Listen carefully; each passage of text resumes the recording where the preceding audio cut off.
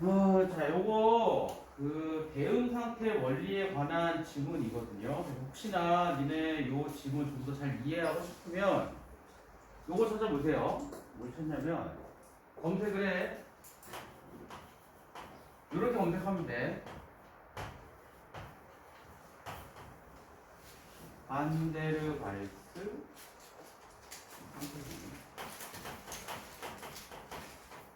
상태식 그리고 대응 상태 원리라는 글이 있거든요.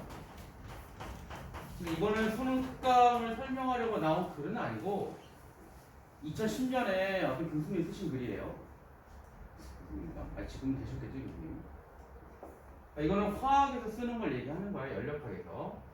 요 지문에 요 블로그 글을 읽으면 되게 어렵습니다. 이것도 어렵긴 한데 니네 지문에 있는 것보다는 좀 더 수식이나 그림이 많아서 함께 보면 조금은 더 이해할 수 있어요. 그래서 한번 찾아봐 나중에. 프린트하면 10쪽쯤 되거든요. 이게 요거예요. 요건데 이것도 어렵습니다. 어렵지만 그래도 대략 이해는 될 수 있어요. 대략적으로.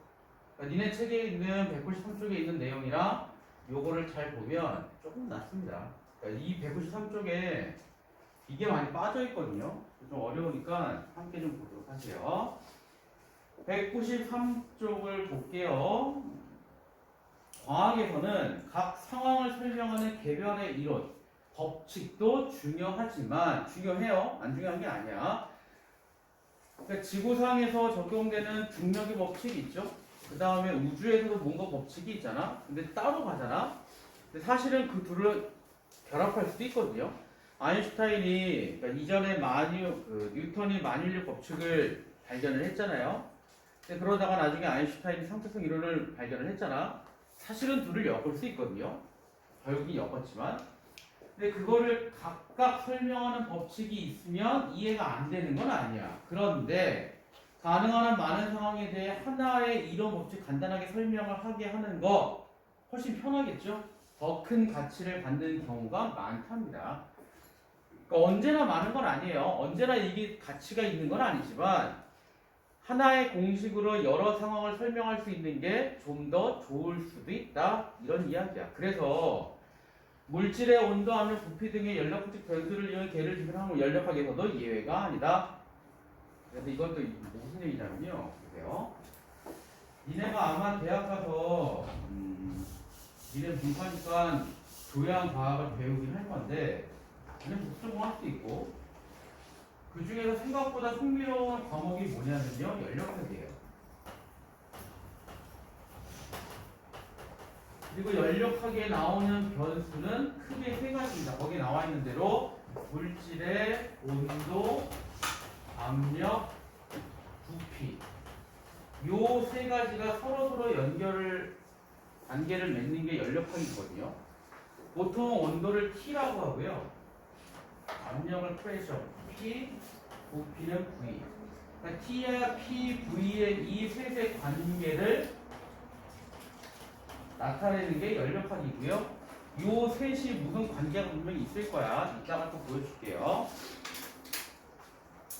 연력학적 변수 상관관계 대응 상태 원리가 이에 해당한다. 여기서 대응이라는 의미는 연력학적 변수 측정과 환산함을 의미하고요. 대응 상태 원리는 다양한 종류의 기체의 상태를 자연스럽게 설명하게 해준다. 말이 되게 복잡하죠? 하나 물어볼게요. 일단은 니네 다 모른다고 치고 마지막 문장에서 굉장히 중요한 단어는 뭐인 것 같아요? 그냥 느낌상. 마지막 문장, 첫 단락이 마지막 문장이에요. 대응 말고. 그러니까 대응 상태 원리를 이해하려고 할 때 핵심 단어 말고, 물론 중요하지. 그러니까 그렇게 기본적으로 중요한 거 빼고 환산입니다. 환산 되게 중요해요. 이따가 설명할 건데 일단 환산 동그라미로 쳐봐. 환산을 해야 돼. 자, 무슨 얘기냐면 일단 써놓고 설명할게요. 이게 설명이 조금 어려울 수 있으니까 최대한 이해하려고 의지를 갖고 들어봐. 기체가 이렇게 있다고 쳐봐요. 기체가 이렇게 있는데 이게 산소 기체라고 해봐. 산소 기체는 산소 분자들이 이렇게 있겠죠? O가 두 개 이렇게 있잖아. O 쓰니까. 또 이렇게 있겠지 또? 이렇게 있겠죠? 이렇게 있을 거야. 그러면 만약에 지금 말도 안 되는 거야. 그냥 편하게 이해하는 거예요. 이 산소 기체가 100ml다. 이 전체가.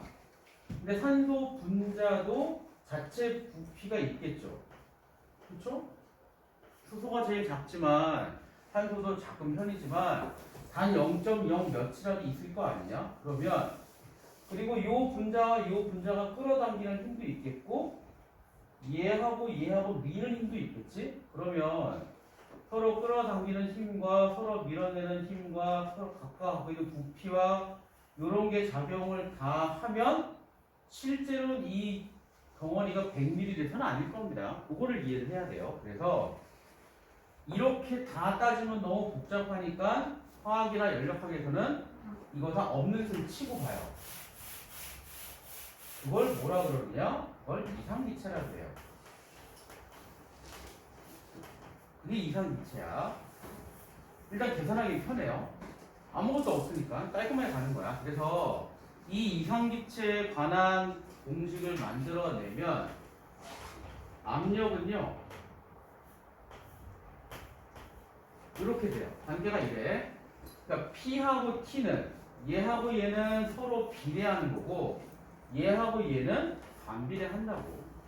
그거를 이해를 해야 돼. 이따가 얘기할 거야. 이따가 얘기할 거야. 답만 얘기하는 거예요.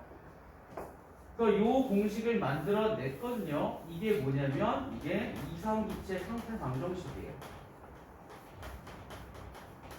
들어본 적은 있을 거야. 자세히 기억 안 나도. 근데 아까도 얘기했지만 실제로는 이런 게 있잖아요. 그러니까 이게 진짜 기체한테는 안 맞아. 안 맞아서 반데르발스라는 사람이 이건 도저히 내가 써먹을 수가 없다. 그래서 바꿔요. 굉장히 힘든 과정을 거쳐서 실제 기체에 맞는 걸 바꾸고요. 그게 요거예요. P는 V 기억이 안 나요. 여기 R가 되고 여기서 이렇게 되거든요. 뭔 소리인지 모르겠죠? P는 V분의 R은 똑같은데 이게 뭐냐면 기체 분자의 자체 부피예요. 그 다음에 요게 뭐냐면 인력하고 반발력이야. 요거 이제 실제 기체가 되는 거잖아. 이걸 뭐라고 하냐면 이거를 반데르발스 상태 방정식이라고 해요.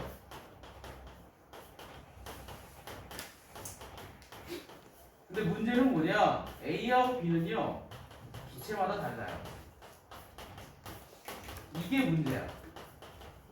그래서 요게 다 다르니까 이건 너무 어렵다. 내가 산소 기체 가지고 뭔가 할 때 또 A하고 B를 넣어야 되고 질소할 때 A, B를 넣어야 되고 되게 헷갈리게 된다고. 그래서 이게 핵심이야 이게. 그래서 요건 도저히 안 되겠다 싶어서 이 시점에서 대응 상태 원리를 적용해요. 하는 거야. 이게 이상 기체고요. 이건 실제 기체야. A, B가 생겼잖아요.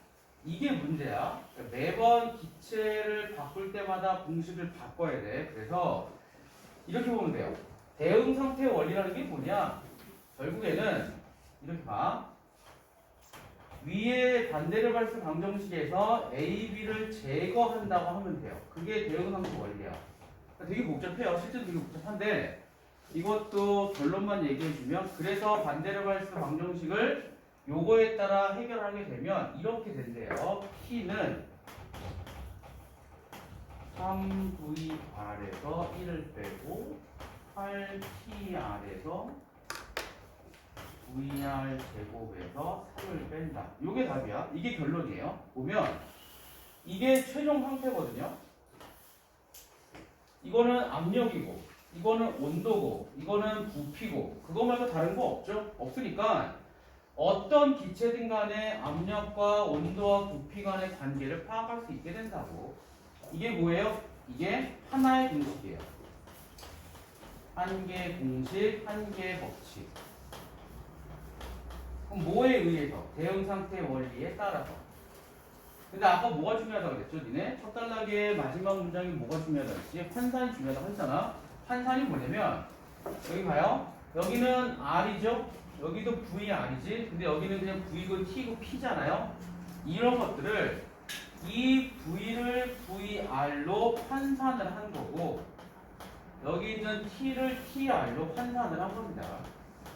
그러니까 대응 상태 원리는 뭐냐?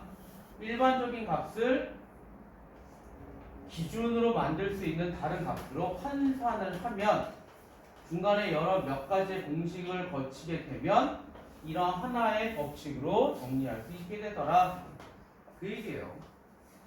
근데 이게 되게 헷갈리는 거야. 니네 책에는요. 요것도 없고요. 요것도 없고요. 요것도 없어요. 그래서 더 헷갈리는 거야. 물론 들어가면 나름 더 헷갈리긴 하겠지만 시각적으로 눈에 보이는 뭔가가 없어서 머리에 안 잡힌다고. 요 세 개는 니네 적어놔. 193쪽에. 이거는 이상기체 상태 방정식. 저거를 실제 기체에 맞게 몇 가지 보정을 한 게 반대로 발수 상태 방정식. 그런데 얘는 기체마다 다 달라. A, B가 달라. 그래서 A, B를 없앤 게 바로 요거. 어떻게 없앴느냐? 대응 상태 원리를 적용해서 없앤 것이다. 그럼 끝이에요. 이게 다야. 니네 과학기술 육각은요, 이게 다예요.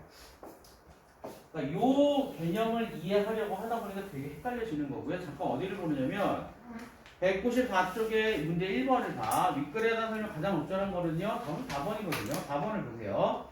실제 기체의 연력학적 상태를 이거 있잖아. 실제 기체 연력 상태를 대응 상태 원리에 따라서 하나로 만들었다. 맞죠? 하나의 원리를 설명할 수 있는 대응 상태 원리를 설명하고 있다. 그래서 4번이에요. 이제 니네 조금 더 복잡하게 가는 거는 이런 거를 이해를 하려고 두 번째 문단부터 설명을 좀 더 자세히 할 뿐입니다. 그리고 요거에 대한 설명이 이 블로그 글에 잘 나와 있는 것이고 물론 쉽진 않아요. 되게 어렵다고. 어렵지만 니네가 평생 쉬운 글만 보고 살 수는 없잖아. 니네가 평생 과학기술 관련 글을 안 보는 것도 아니고요. 한번 최대한 이해해 보세요. 다시 돌아와서 이제 두 번째 단락 보세요. 다음과 같은 간단한 실험을 생각해보자. 그래서 이제 요거는 P는 V분의 RT를 이야기를 해볼 건데 다음과 같은 간단한 실험을 해보자. 생각을 해보자. 과학에서는 실제로 실험 안 해도요. 니네 머릿속으로 뭔가 해볼 수 있거든요. 그런 걸 사고 실험이라고 합니다. 머릿속으로 생각을 해봐요. 간단한 이치야. 충분히 가능할 수 있어요. 실린더가 있고요. 기체를 가득 채워요. 그리고 피스톤을 달고 니네 다 해봤던 거야. 얘를 내리면 내려가겠죠? 내려가긴 할 거야. 이만큼 내려갔다고 칠게요. 여기까지. 더 내려갈까 안 내려갈까? 아니면 내릴 때 힘이 덜 들어갈까 더 들어갈까? 뭔가 기체를 가득 채웠어. 처음에 꽉 채우고 피스톤을 내려요. 그럼 얘네가 더 밑으로 내려오겠지? 그럼 이거 니네 더 누를 수 있나 없나? 아니면 누를 수는 있겠지만 누를 때 힘이 들까 안 들까? 힘이 더 들 수밖에 없어요. 왜 그래요? 이만큼 있던 부피가 이만큼으로 압축이 되면서 잔뜩 밀집해 있기 때문이죠. 자, 그걸 잘 기억을 해야 돼. 실린더 내부의 부피가 감소하면서 압력이 증가한다. 이게 핵심이에요. 부피가 감소하면서 압력은 증가해요. 부피가 절반으로 줄어들면서 더 밀집하니까 압력이 증가하겠죠. 그래서 어떤 결과가 나와요? P와 V는 반비례라는 걸 알 수 있습니다. 여기 있잖아요. P와 V는 반비례. 확인한 거야. 두 번째요. 실린더 부피를 일정한 온도, 일정하게 유지한 채 부피 고정이에요. 부피를 고정시키고요. 온도를 높이게 되면 실린더 내부 압력이 증가한다. 이거는 어떻게 알아요? T하고 T가 올라가면 압력도 증가하는 건데 왜 그럴까요? 이거 충분히 이것도 니네 떠올릴 수 있거든요. 물 끓이면 어떻게 돼요? 물이 액체에서 기체가 되면 어떻게 되죠? 부피가 커지냐 작아지냐? 물은 끓이면 부피가 커지냐 작아지냐? 작아진다고요? 커지는 게 당연한 거 아니야? 왜 커지죠? 니네 상식을 최대한 동원해봐. 왜 커져요? 그렇지, 넓어지잖아. 액체일 때는 분자 사이가 이렇게 있다면 온도를 가해서 기체가 되면 운동성이 활발해지니까 멀어지잖아. 그럼 부피가 늘어나는 거야. 근데 부피가 늘어나는데 지금 이거 같은 경우에는 부피를 고정이라고 했으니 요거 안에 운동성 높은 게 막 왔다 갔다 할 수밖에 없다고. 따라서 P는 커집니다. 또 어떻게 돼요? T하고 P는 비례라고. 요 세 줄 가지고 P는 V분의 RT를 파악해야 되는 거야. 개를 이루는 기체 압력, 몰당 부피, 절대온도 상관관계를 방정히 표현한 것을 기체의 상태 방정식이라고 하는데 이상기체의 경우 아까도 얘기했죠. 부피가 없다고 치거나 인력이나 반발력이 없다고 치는 그런 이상기체 같은 경우에 소위 이상기체 상태 방정식인 P 곱하기 VM 몰당 부피라고 해요. 아까부터 계속 그냥 부피라고 했지만 실제 연력학에서는 몰당 부피를 따집니다. P 곱하기 V는 RT예요. R은 기체 상수고요. 이거는 모든 기체 다 동일하니까 크게 어려운 거 아니야.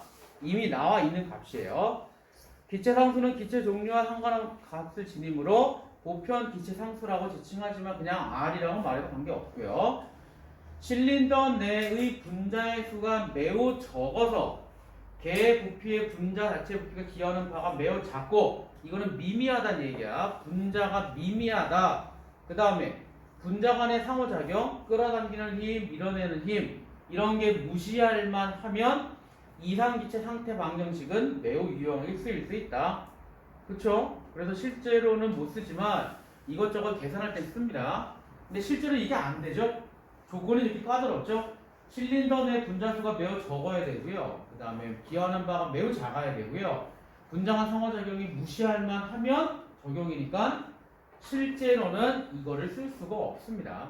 그러나 실제 기체에서는 이러한 이상기체 상태 방정식 종합성이 떨어지게 된다. 그래서 실제 기차 분자 간의 상호작용, 분자 자체 부피를 고려해서 보정한 반데르발스 방정식과 같은 기체 방정식들이 제시되어 있다. 반데르발스 방정식만 있는 건 아니고요. 되게 여러 개 있습니다. 근데 제일 유명한 게 반데르발스 방정식일 뿐이야. 그래서 여기까지 나온 거예요.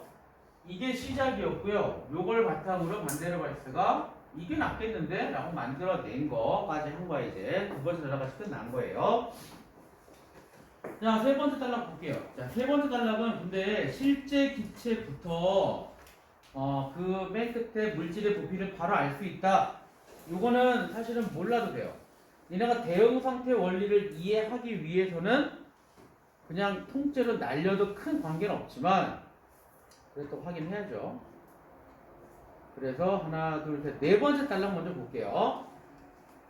일정한 온도에서 기체의 압력과 몰당 부피의 값은 서로 하나 값이 커지면 다른 하나 감소하는 관계를 갖는다. 무슨 얘기예요? P와 V는 반비례라는 이야기야. 여기 있잖아. P와 V는 반비례. 그 압축인지 아직 얘기 안 했습니다. 이따 할 거예요. 그러나 실제 기체의 경우 특정 온도 아래에서는 이러한 반비례 관계가 성립하지 않는다. 무슨 얘기냐면 실판 좀 지우고 할게요. 지운다. 방정식 3개 지울 거예요. 실판이 너무 좁아.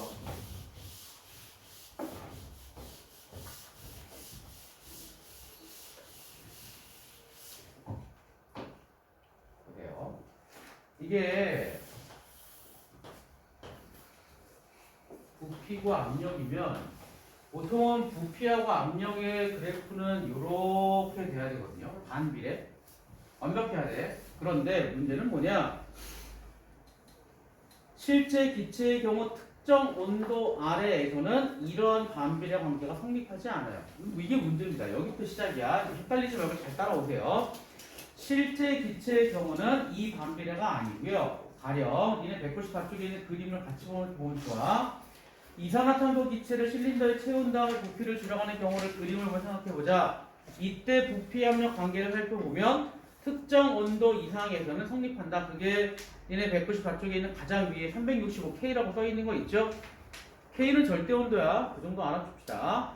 365K라고 하는 거는 완벽한 반비례 관계를 갖는데 그 밑에 있는 것들은 뭔가 좀 이상하잖아요.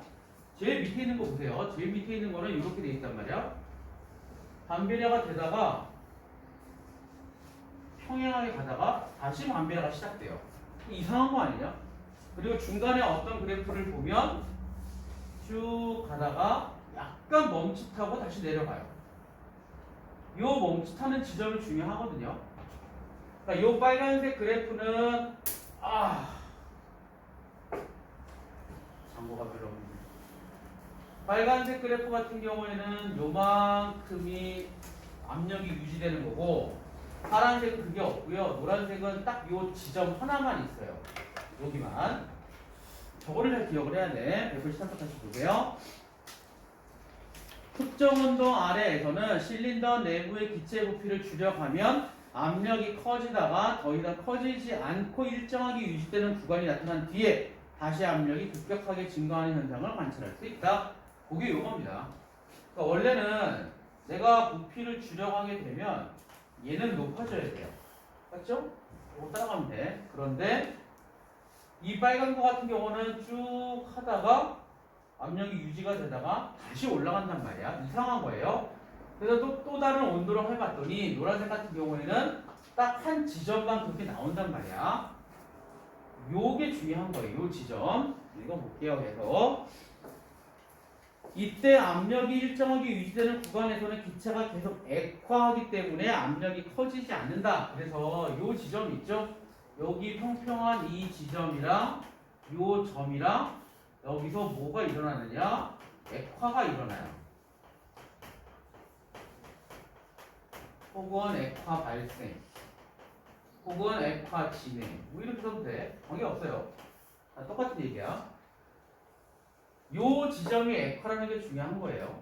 그러면 생각해봐. 요 빨간색은 액화가 좀 오랫동안 지속되는 거고 노란 점은 액화가 이 시점에서 빠박 일어난다고 보면 돼. 그거를 이해를 하고요. 개 모든 기체가 액화된 후에는 부피를 줄여감에 따라 압력이 급격하게 증가한다. 그래서 이 시점에서 액화 종료고요. 얘는 여기서 그냥 끝이야. 그러니까 이 노란 선에 있는 이 지점은요. 액화 시작과 종료가 한 지점에 발생하는 걸 이야기하는 겁니다. 그게 이 지점이에요. 액화야, 액화. 깜빡하지 마. 이러한 액화 현상이 처음 일어나는 온도를 임계 온도라고 합니다. 그래서 이게 정리가 되거든요. 이게 임계 온도예요. 액화가 시작되는 온도를 우리가 임계 온도라고 해요. 이거를 임계 온도라고 한다.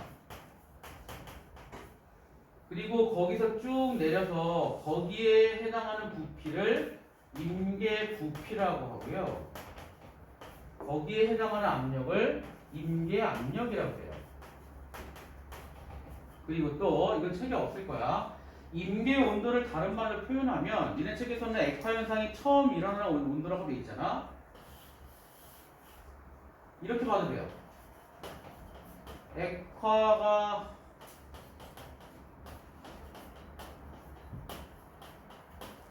발생할 수 있는 온도. 이렇게 봐도 돼. 액화가 발생, 그러니까 이 온도가 안 되면 절대 안 됩니다. 물어볼게요. 니네 물은 액화가 시작되는 임계 온도가 몇 도예요? 물. 액화가 되는 온도가 몇 도죠?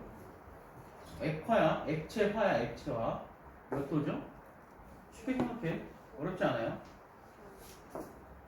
물의 액화 온도는 되게 쉬운데? 니네 다 알걸? 초딩도 알걸? 0이요? 부피를 줄여갈 때 액화가 되는 걸 얘기하는 거 아니냐? 1도요? 100도죠? 왜 100도지? 그래, 끓는 점이니까. 끓는 점이란 이야기는 거꾸로 가면 기체가 물이 되는 온도를 얘기하는 겁니다. 100도란 이야기예요. 그러니까 이게 만약에 물에 관한 거라면, 그러니까 수증기랑 물에 관한 관계라면 요 지점은 100도입니다. 만약에 101도면 어떻게 돼요? 절대 F가 일어나지 않죠? 그치? 계속 끓은 상태지. 그러니까 요 그래프라고 하는데 임계 온도는 결국 끓는 점이라고 봐도 돼요. 똑같은 개념이야. 그거를 이해해야 돼요. 자, 그런데 잘 모르겠죠? 이 임계 온도, 임계 부피, 임계 압력 이런 게 왜 필요하냐? 다음 번 보세요. 이러한 임계 온도는 기체마다 고유한 값을 갖게 되는데 어떤 게 몰당 부피, 압력, 온도를 각각 임계 몰당 부피, 임계 압력, 임계 온도 나눈 값을 뭐라고 불러요? 환산. 드디어 나왔죠? 환산 몰당 부피, 환산 압력, 환산 온도라고 한다. 그래서 계속 임계 온도, 임계 압력, 임계 부피를 설명하는 겁니다. 중간 과정이에요. 그러니까 우리한테 필요한 건 단 하나의 공식으로 모든 기체의 상태를 설명하기 위해서는 환산을 해야 되고 환산을 하려면 임계 온도가 필요해요. 그래서 지금 임계 온도 설명하는 거고요. 임계 온도는 복잡하게 가지 말고 표준점이라고 봐도 관계없고요. 하나 더. 니네가 수학에서 배웠을 텐데 요 빨간 그래프에서 여기는 기울기가 얼마죠? 0입니다. 괜찮아요? 파란색은 기울기 0인 지점이 있나 없나? 파란색 그래프는 없죠? 노란색 그래프는요? 있죠? 여기 있잖아. 잠시 멈칫하는 부분이 있다고 했잖아. 그래서 이게 임계 온도를 또 뭐라고 하느냐면 여기서 변곡점이 있는 지점이라고 얘기를 해요. 그것도 뒤에 있는데 나와. 거기 위에 있죠? 임계 온도에서는 변곡점이 나타나게 된다. 기울기가 제로인 부분이 나타날 수밖에 없습니다. 그런 것도 알아두면 돼요. 환산은 다음 시간에 할 거고요. 자, 이제 앞으로 와서 압축인자하고 끝낼게요. 다시 193쪽의 세 번째 달락으로 올게요. 압축인자는 약간 다른 개념이라서 좀 따로 설명하는 거야. 보세요. 5분에 끝냅시다. 5분에.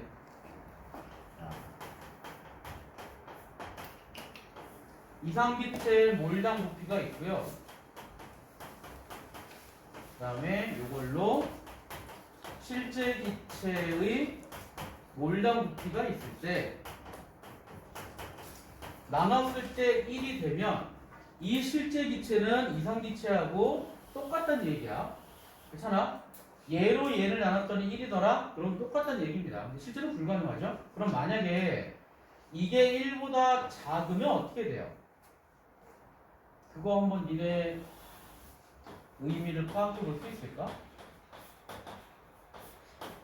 이상 기체 몰당 부피로 실제 기체 몰당 부피를 나눴더니 그게 0.8이더라. 무슨 얘기일까요? 의미를 부여할 수 있어야 되는데 어떤 의미가 있죠? 얘가 10이고 10이야. 얘가 10이면 얘가 8이야. 거기까지 더 이해를 도와줄까? 이게 10이고 3이야. 얘는 0.3이고요. 얘는 0.8이에요. 어떤 의미 있을 것 같아요? 의미를 부여해봐 한번. 머리를 써봐. 이거를 A 기체라고 하고요. 이걸 B 기체라고 할게요.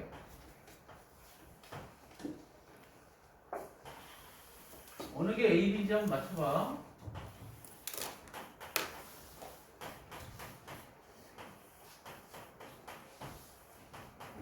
어느 게 A고 어느 게 B예요? 안에 있는 거는 분자 자체 부피를 얘기하는 거야. 어느 게 A고 어느 게 B일까요? 이게 A요? 이게 A예요. 그거만 생각하면 이 압축인자 끝나. 왜 그래요? 실제 기체가 3밖에 안 되는 거야. 실제 기체 부피라고 하는 건 분자 자체 부피를 뺀 부분을 얘기하는 거죠. 그러니까 이게 8이고 이게 3이야. 그렇다는 이야기는 이걸 압축인자라고 하거든. 이걸 압축인자라고 하거든요. 이걸 압축인자라고 하는데 압축인자가 작으면 작을수록 얘네 자체 부피가 크거나 얘네 힘이 크게 작용하는 걸 이야기하는 겁니다. 읽어볼게요. 그 얘기하는 거야. 압축인자란 어떤 기체의 몰당 부피를 이상기체의 몰당으로 나눈 값이고요. 따라서 어떤 기체가 이상기체에 가까울수록 압축인자는 1에 가까운 값을 갖는다. 얘기했죠? 근데 실제로 기체 분자 사이에 작용하는 힘에는 인력, 당기는 힘, 반발력, 미는 힘 이런 게 있는데 인력이 반발력에 비해서 우세할 경우에 훨씬 더 잡아당기는 거지. 잡아당기면 어떻게 돼요? 이런 얘기야. 보세요. 어떤 거는 요게 있고 어떤 건 요게 있을 수 있죠. 이게 인력이 반발력보다 큰 걸 얘기하는 겁니다. 요거는 요렇게 되겠지. 그러니까 멀어지려고 하는 거고 가까워지려고 하는 거고. 그럼 요렇게 되면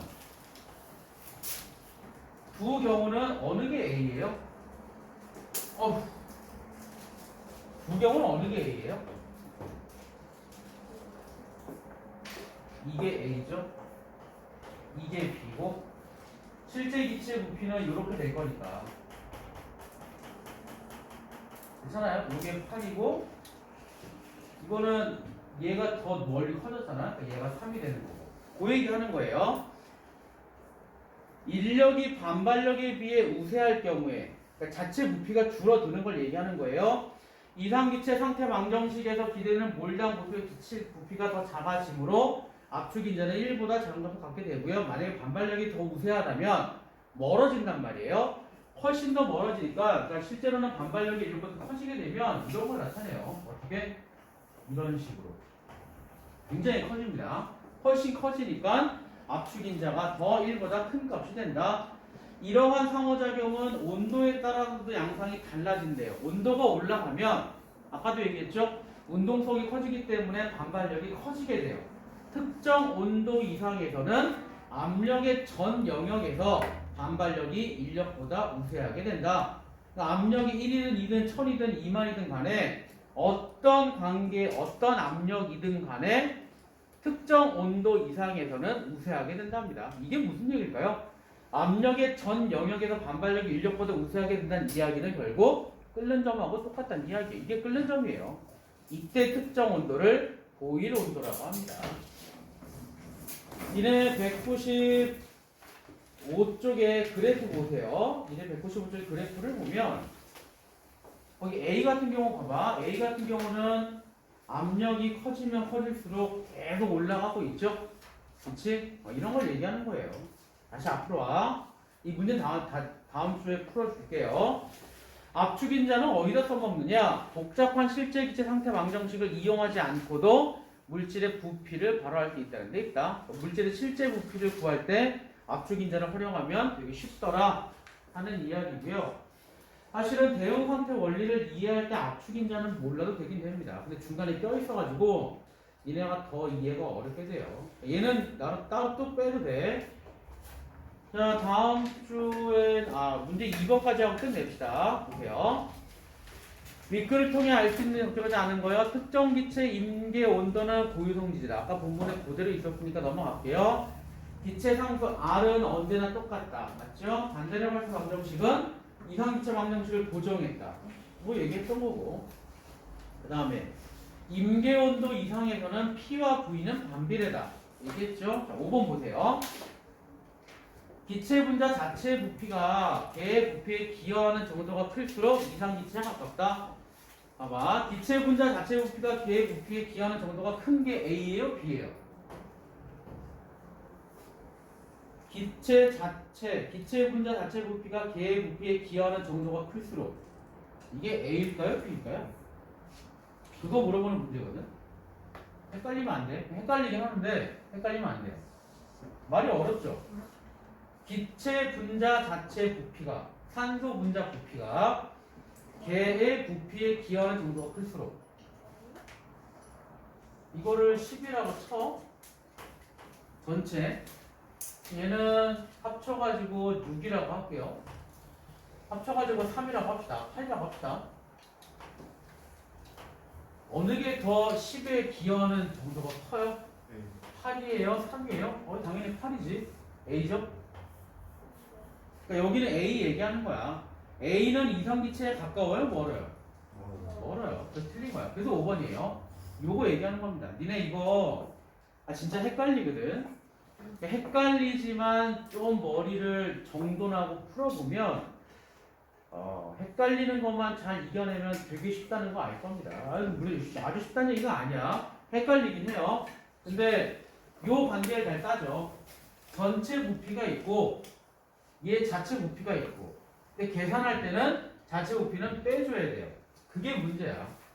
작으면 작을수록 인력이 크면 클수록 이상기체에 가까워진다는 거 알고 있읍시다. 194쪽이요. 어떤 개의 몰당 부피, 압력, 온도를 각각 임계, 몰당 부피, 임계, 압력, 임계, 온도라는 값을 환산 몰당 부피, 환산 압력, 환산 온도라고 한다. 요거 써놓고 설명해 줄게요. 어떤 시스템이 있는데, 개가 있는데, 당연히 몰당 부피가 있을 거 아니냐? 이게 단위를 만드는 거라서 몰당이라는 말이 붙는 것 뿐이에요. 어떤 기체의 압력도 있겠죠? 어떤 온도, 이거 건데? 어떤 기체의 온도도 있을 거 아니냐? 자, 이런 것들을 나눠주는 거예요. 뭘로?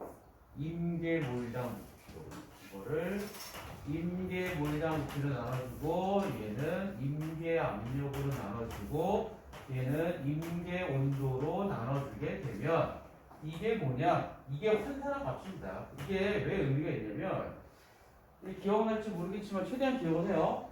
임계 온도라고 하는 지점이 어떤 의미가 있죠? 조금 전에 잠깐 읽었던 거는 변곡점 얘기도 나왔었고. 근데 임계 온도가 뭐 하는 지점이에요?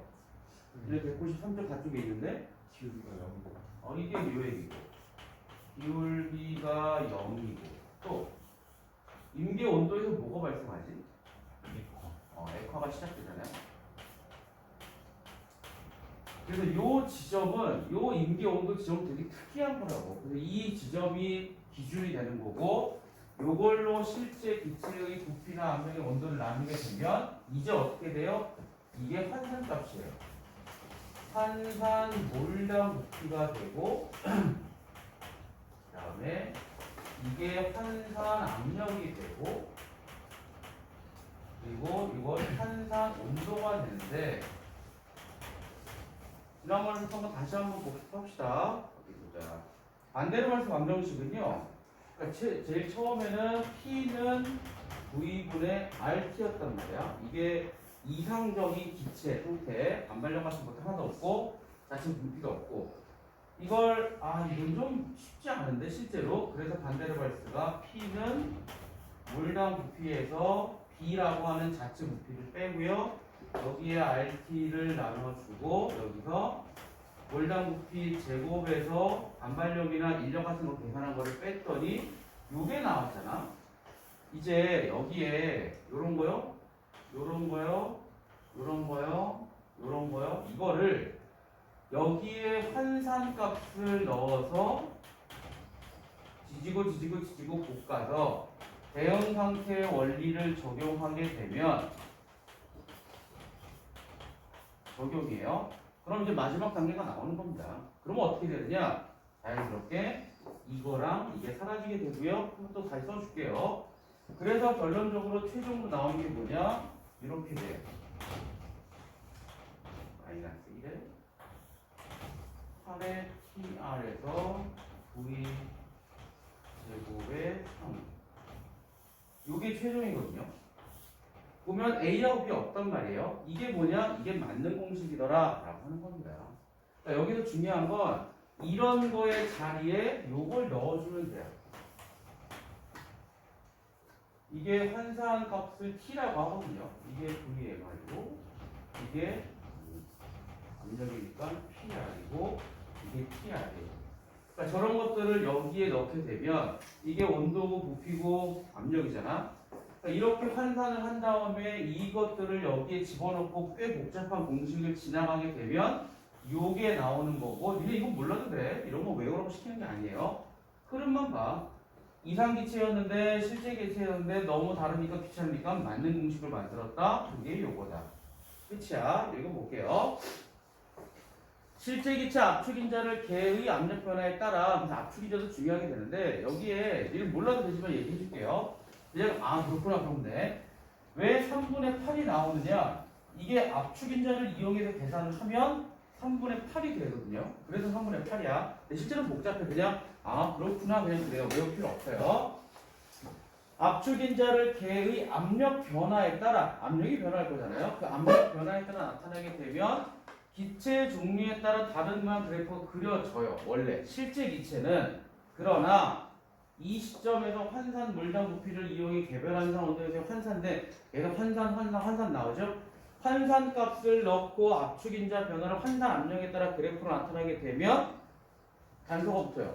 압축인자는 같은 환산 압력에서 조건이야. 같은 환산 압력에서 기체 종류에 상관없이 거의 동일한 값을 갖는다. 이게 결론입니다.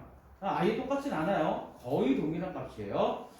이를 대응 상태 원리라고 하며 이렇게 환산 값을 넣었더니 동일한 값을 갖게 만드는 걸 대응 상태 원리라고 하고 대응 상태 원리는 다양한 기체 인력 관계 파악을 쉽게 해준다. 어떻게 해요? 맞는 공식을 활용하는 거니까. 하나로 끝이에요. 그래서 대표적인 상태 방정식 되게 많은데 그 중에 하나 반대로 발생 상태 방정식은 거기 공식들이 있고요. 실제 기체 분자 간의 인력을 고려한 계수 A. 그러니까 이거는 분자 간의 힘이야. 실제 기체 분자의 자체 부피를 감안한 계수 B, 소문자 B. 이게 도입되어 있지만 A, B는 분자 종류에 따라 값이 다를 수밖에 없어요. 하지만 여기에 결론 나왔죠? 반대로 발생 방정식의 함량값들을 대입하고 인계들 경우 나서는 수학적 이용. 요게 실제로 되게 복잡합니다. 요 수학적으로 이용하는 거를 시험에 낼 일은 없으니까 걱정하지 마요. 이거는 뭐 너무 어려워. 그냥 여러 가지 뭐 좌항으로 옮기고 우항으로 옮기고 둘을 대입하고 둘을 제거하고 뭐 되게 복잡하더라고. 어쨌든 그렇게 해서 환산 압력에 대해 표현을 하면 결론이에요.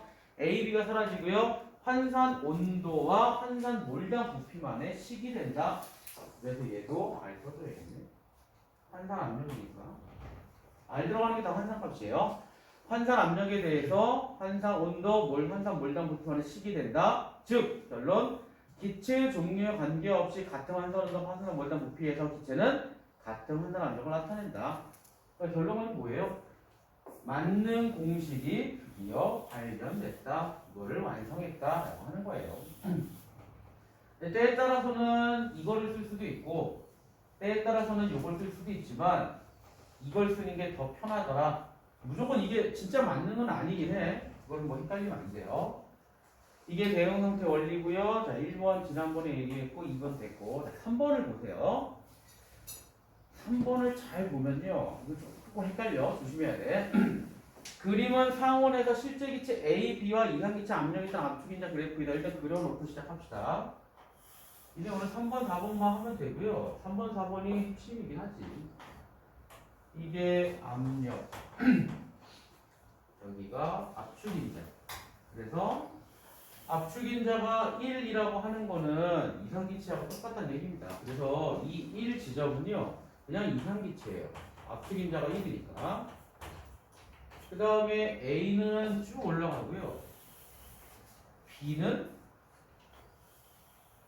이렇게 가잖아요. 근데 니네 그 그래프를 보면 추정상 A, B는 평행으로 보아야 해. 확실하진 않아.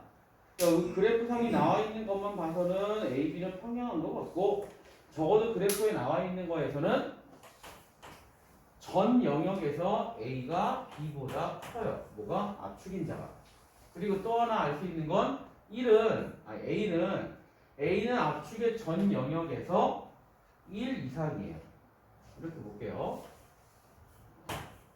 압축인자는 어디나 1보다 크죠? 근데 이 지점을 거기 뭐라고 나왔죠? P1이라고 돼 있지?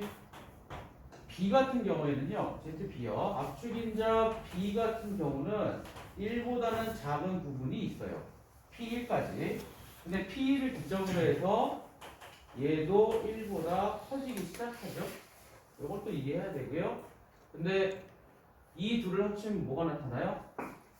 어쨌든 A의 압축인자는 B의 압축인자보다 더 큽니다. 언제나 크다는 얘기야.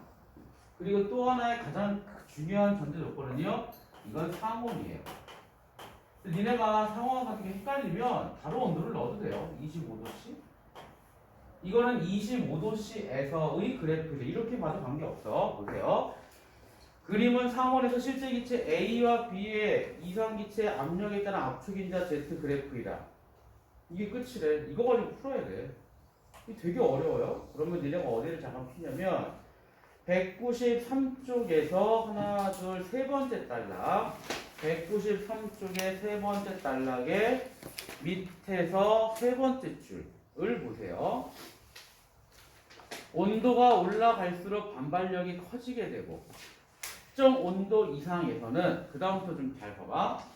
압력의 전 영역에서 1파스칼, 2파스칼, 3파스칼 쭉쭉쭉쭉 무슨 1500파스칼 이런 거 압력의 전 영역에서는 반발력이 인력보다 우세하게 된다요. 그러면 이제 기억 최대한 해보도록 합시다. 반발력이 인력보다 우세하면 어떻게 되죠?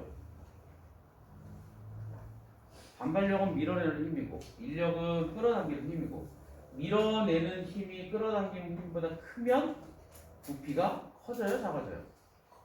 커지겠죠? 미는 게 훨씬 크니까 그게 핵심이에요. 특정 온도 이상에서는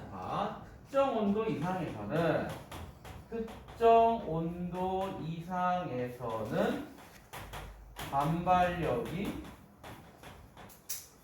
인력보다 커진단 말이지. 그럼 반발력이 인력보다 커지게 되면 부피가 커지니까 이런 경우에 Z는 1보다 크게 되는 거야. 이걸 고일 온도라고 하잖아요. 여기서 특정 온도를 고일 온도라고 한다. 여기서의 특정 온도는 고일 온도라고 이야기하면 되는데 무슨 결론 나와요. 지금 A를 봐봐. 기체 A를 보면 기체 A는 전 영역에서 1보다 커요. 그러니까 기체 A 같은 경우에는 반발력이 인력보다 큰 거야. 기체 A 같은 경우에는 지금 이 상황이 자기의 고일 온도 이상이에요. 그럼 지금 여기 상온이 25도라고 했죠? 25도잖아요? 여기 뭐랄까? 25도예요? 25도라고 하는 건 뭘 뜻해요? A의 고일 온도보다 높다는 얘기예요. 이게 결론이야. 이 흐름으로 가야 돼. 아, 그래프를 봤더니 기체 A는 언제나 1보다 크다. 기체 A는 반발력이 1력보다 크다. 그러니까 기체 A 앞이 1보다 큰 거다. 연결되네. 근데 본문을 봤더니 이런 상황은 특정 온도 이상이라고 하더라. 그리고 이 특정 온도는 고일 온도라고 하더라. 그렇다면 이 그래프 나타내는 25도라고 하는 이 온도는 적어도 A의 고일 온도보다는 높더라. A의 고일 온도가 뭔지는 몰라요. 이게 정확히 뭔지는 몰라. 모르지만 적어도 이런 관계는 알 수 있죠. A의 고일 온도. 이렇게 되는 거야. 이게 핵심이야. 요거를 이해를 해야 돼. 자, 근데 그럼 B를 봐요, 이제. B를 보면 확실하게 요 지점까지는 요거잖아요. 근데 요 이음도 이렇게 되잖아. 근데 그런 거랑 상관없이 이 구간은 누가 커요? 얘가 커요. 그러니까 적어도 B는 요 영역에서는 B의 고일 온도는 25도보다 큰 거고 여기는 좀 애매하긴 한데 여기는 얘가 얘보다 작으니까 뒤집어 볼 수 있는 겁니다. 핵심은 요거예요. 그래서 몇 번이에요? 그래서 답이 3번이야. 이거 되게 헷갈려. 조심해야 돼요. 그러니까 이거를 풀기 위해 니네가 끄집어 올 만한 부분은 몇 줄 안 돼요. 한 두 줄밖에 안 되지만 이게 되게 헷갈립니다. 그리고 실제로도요, 니네가 문제 풀 때 이런 건 상호가 헷갈리면 실제 온도를 집어넣어. 그럼 조금 덜 헷갈려요. 자, 1번 같은 경우는 말이 안 되고요. 2번도 틀렸죠. 실제 기체 B의 경우에 P1보다 더 큰 압력이면 오른쪽인데 인력이 반발력보다 우세하다가 아니죠. 아까 얘기했잖아. P1 이상은 B의 압축인자도 1보다 크단 말이야. 2번 틀렸고요. 3번 맞고요. 4번 상온보다 더 높은 온도에서 그래프를 놓시면 이상기체 Z값은 현재 그래프 값보다 커진다. 글쎄 이거는 확인이 좀 어려울 것 같은데. 5번 압력이 0으로 수렴할 때 이거 왼쪽으로 가야 되죠. 실제 기체 B와 달리 A는 이상기체 성질 벗어나게 된다. 그래? 이상하죠? 뭐. 3번 나머지 엉터리가 넘어가요. 자, 마지막 문제 4번은 되게 쉬워요. 쉬운 거고요. 쉽지만 이 지문을 마지막으로 정리한다는 차원에서 의미가 있어요. 봐봐.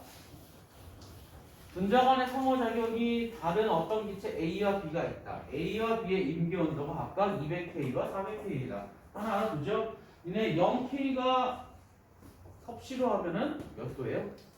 0K. 절대온도 0K는 상식 퀴즈다. 마이너스 273도. 그러니까 200K라고 하는 건 영하 73도를 얘기하는 거면 알아도 A와 B의 임계 온도예요. A, B의 각각의 임계 온도는 200K하고 400K인데 그렇다면 200K와 400K란 말은 뭐죠? 각각 200K와 400K에서 변곡점이 없다는 얘기죠. 변곡점이 생기는 거고 기울기가 0이라는 얘기예요. 요게 핵심이야. 그 다음에 두 기체 A와 B의 온도를 400에서 1200으로 올려가면서 압력을 측정한다고 할 때 이때 두 기체 성질 어떻게 할까? 되게 쉬워요. 1번 가 A의 400K에서 환산 온도는 이쪽에 있잖아. 그래서 안 지웠어요. 환산 온도는 임계 온도분의 온도예요. 그러면 A의 400K에서의 환산 온도는 어떻게 돼요? 임계 온도가 200이잖아. 200분의 400이에요. 그럼 2지. 그렇죠? 그 다음에 B. B의 1200K에서의 환산 온도. B는 지금 임계 온도가 400이잖아요. 1200K에서의니까 이렇게 해주면 돼. 3이야. 뭐 당연한 얘기지 뭐. 맞죠? 작을 것입니다. 계산하면 돼요. 2와 3이니까. 나를 잘 보세요. 이거 헷갈립니다. 400K하고 1200K 사이에서 몰당 부피에 따른 압력을 그리면 AB보다 압력 경부터 받는 부품 그릴 것이다. 보세요. 잘 봐. A는 임계 온도가 200이에요. 근데 400에서 1200K 사이래. 그러면 얘는 임계 온도가 200이고요. 400에서 1200 사이의 그래프를 그리려고 한다. 어떤 그래프냐? 이 그래프죠? 변곡점이 없어요. 무조건 반비례야. 그 다음에 얘도 그래요. B도 임계온도가 4, 이거 헷갈리면 조심해. 임계온도가 400K인데 거기 뭐래요? 400K와 1200K 사이라고 하잖아. 그러면 400K, 1200K 사이라면 이거는 400K 초과예요. 초과니까 B 그래프도 그냥 반비례예요. 둘 다 반비례야. 둘 다 반비례란 이야기는 기울기가 0인 지점이 없다는 얘기고요. 변곡점도 없다는 얘기입니다. 그래서 틀린 거예요. 나는 틀린 거야. 그래서 400K에서 헷갈리면 안 돼. 400K 초과니까 여기서는 변곡점이 없다라고 해야 되고요. 그 다음에 3번. 3번하고 다하고 라는 똑같은 개념이야. 다하고 라는 완전 똑같아요. 같은 개념을 물어보는 거를 달리 표현하는 거에 불과한 겁니다. 다를 볼게요. 자, 환산된 압축인자의 변화를 압력에 따라 그래프를 나타내게 되면 자, 환산된 압축인자 변화를 압력에 따라 그래프를 나타내는데요. 그럼 뭐예요? 대응상태 원리 적용한다는 얘기하고 똑같은 거야. 환산된 압축인자의 변화를 그래프로 나타내는 거, 이 말을 곧 대응상태 원리를 적용했다 그 얘기니까 대응상태 원리를 적용하니까 A와 B는 동일한 형태면 틀려요. 거의 동일한 형태이다. 이게 맞죠? 그래서 다는 맞고요. 나를 보세요. 반대로 발수 방정식에 B의 환산값을 적용 환산 압력이 나타나게 되면 이거 뭐예요? 대응상태 원리 적용하겠다는 얘기죠. A의 환산값을 적용한 것 이것도 뭐예요? 대응상태 원리를 적용하겠다는 얘기죠. 둘 다 환산값을 적용한다는 이야기는 둘 다 대응상태 원리를 적용하겠다는 이야기인데 그러면 어떻게 돼요? 반대로 봤을 때 계속 B는 나타날 수가 없다고. 그래서 다와 라는 말은 다르게 표현할지언정 대응상태 원리에 대해 설명한 부분입니다. 그러니까 이 글을 마무리하는 그런 내용이 되고요. 다와 라는 똑같은 얘기고요. 다는 대응상태 원리다 라고 얘기하는 거고 라는 아니다 라고 얘기하니까 라가 틀린 거라고. 그래서 답은 2번이에요. 자, 문제 5번은 4번 골라주고요.